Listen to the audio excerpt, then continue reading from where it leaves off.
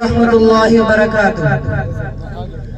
الحمد لله الذي أبدع الأفلاك والأرضين، والصلاة والسلام على من كان نبيا والآدم بين الماء والطين. أما بعد، فأعوذ بالله من الشيطان الرجيم. بسم الله الرحمن الرحيم. يا أيها الذين آمنوا كتب عليكم القصاص في القتلى. صدق اللہ العظیم. سورج ہوں، زندگی کی رمق چھوڑ جاؤں گا، میں ڈوب بھی گیا تو شفق چھوڑ جاؤں گا. تاریخ کربلا سخن دیکھنا کہ میں خونے جگر سے لکھ کے ورق چھوڑ جاؤں گا. صدر فہم و ادراک اور ایوان خوددار و بے باک 30 جنوری 1948 کا منظر ہے. دہلی کے برلا ہاؤس میں ایک نقاب پوش داخل ہوتا ہے اور تمام تر انتظامات کے باوجود آگے بڑھتا ہے اور ایک نحیف و نزار انسان کو گولی مارتا ہے. پھر اس کو ایمبولنس میں ڈالا جاتا ہے. تبھی اثناء راہ میں اپنی آخری سانس لیتے ہوئے پوری قوم کی نبض ابھارنے والے کی اپنی نبض ڈوب جاتی ہے. منظر بدلتا ہے. ایک بیوہ اپنے ایک لوتے بیٹے کو اسکول بھیجتی ہے. اسکول پر دہشت گردوں کا حملہ ہوتا ہے اور بیوہ کے نصیب کی آخری بتی بھی گل ہو جاتی ہے. منظر بدلتا ہے. 1 اپریل کا دن ہے.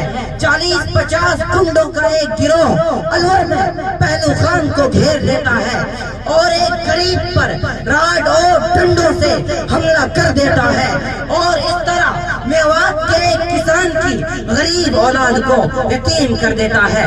منظر بدلتا ہے اور جے سے ایک مسلمان طالب علم نجیب احمد کو گم کر دیا جاتا ہے. منظر بدلتا ہے. نوح میں ایک جعلی دنگا کر کے مسلمانوں پر قیامت صغری برپا کر دی جاتی ہے. کتنے بے گناہ آج بھی جیل کی سلاخوں کے پیچھے اپنی بے گناہی ثابت کرنے کے لیے ایڈیاں رگڑ رہے ہیں. علی جناب ہلدوانی کا سلطان بازار، دہلی کا بٹلہ ہاؤس اور آج کل احتجاج کرتے کسان ہی نہیں، وطن عزیز کا ذرہ ذرہ اپنی تاریخ آنکھیں اور تاریخ پر نصیب لیے زبان حال سے چلا رہا ہے کہ قصاص ہونے تمنا کا مانگیے کس سے، گنہگار ہے کون اور خون بہا کیا ہے.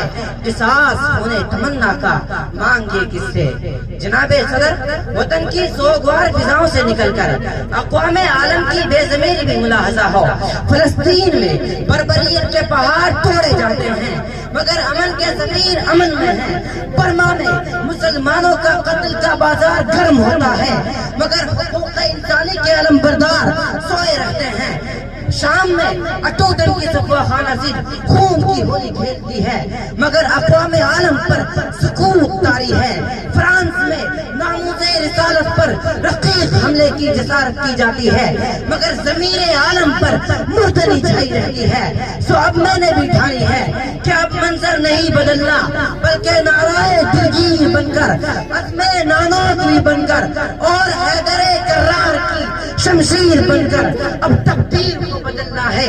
اس نظام ظلم کو بدلنا ہے اور اس کارے خودلت میں میرا لہو بھی اگر ہے تو کوئی پرواہ نہیں، کیونکہ خون پھر خون ہے، ٹپکتا ہے تو جم جاتا ہے.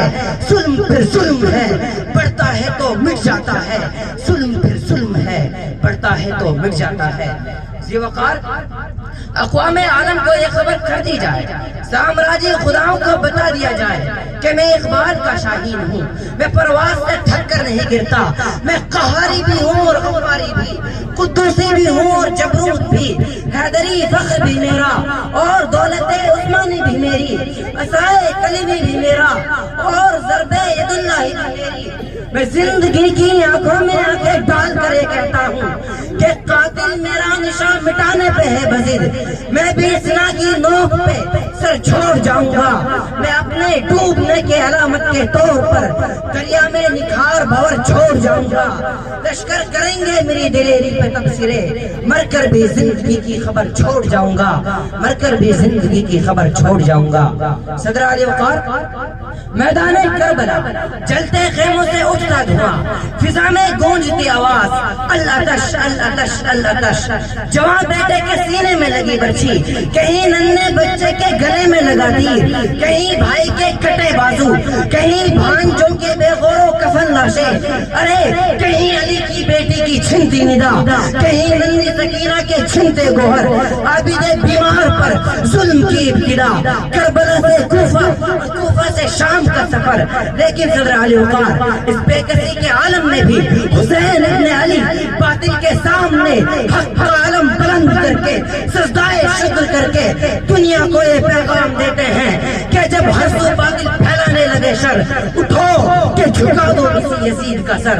صدر علی وقار جب ایک جانب فلسطین میں ظلم و بربریت جاری ہے, لاشوں پر لاشیں گرائی جا رہی ہیں, کیسے میں ننھے فلسطینی بچے اپنے ہاتھوں میں پتھر اٹھائے اپنے حق کے لیے آواز بلند کر کے دنیا کو یہ درس دیتے ہیں, اٹھو کہ جھکا دو کسی یزید کا سر.